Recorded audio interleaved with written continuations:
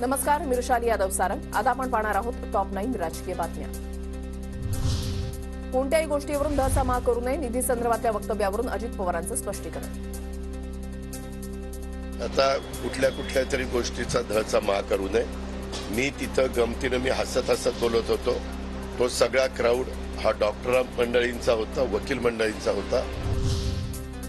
बारामती लोकसभेसाठी सुनेत्रा पवार आज अर्ज भरणार। अर्ज भरण्यासाठी अजित पवार, प्रफुल्ल पटेल, देवेंद्र फडणवीस उपस्थित राहणार। अर्ज भरण्यापूर्वी अजित पवार, सुनेत्रा पवार पुण्यामध्ये दगडूशेठ गणपतीच्या दर्शनाला, दोघांच्या हस्ते दगडूशेठ गणपती मंदिरामध्ये आरती। पुण्यात बारामती मतदारसंघासंदर्भात फडणवीसांची कार्यकर्त्यांसोबत आढावा बैठक। मोदींना पुन्हा पंतप्रधान करण्यासाठी सुनेत्रा पवारांना उमेदवारी दिली। शरद पवारांनीही सोबत येण्याचा शब्द दिला होता। फडणवीसांचा विधा।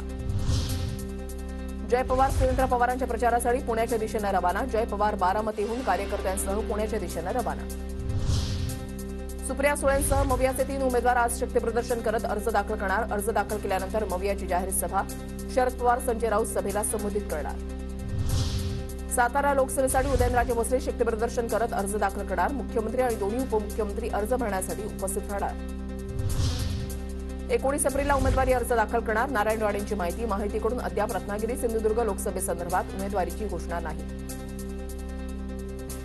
जनतेसाठी, लोकांसाठी त्यांनी झटलंय। आम्हाला वाटतं रामाप्रमाणे जनतेची सेवक म्हणून सेवा करावी। त्यासाठी जर उद्या लोकसभाचे परत सत्ता बीजेपीची येणार आहे, त्या इथला खासदार असला तर इथल्या लोकांचा विकास करायची संधी मिळेल। उमेदवारी अर्ज केव्हा दाखल होईल? 19ला सकाळी 11 वाजता। भाजपा कार्यकर्त्यांनी ठेवले नारायण राणेंच्या उमेदवारीचं स्टेटस। नारायण राणेंना मत देऊन आपला विकास करूया प्रबळ, निवडून आणूया भाजपचं कमळ, अशा आशयाचं स्टेटस।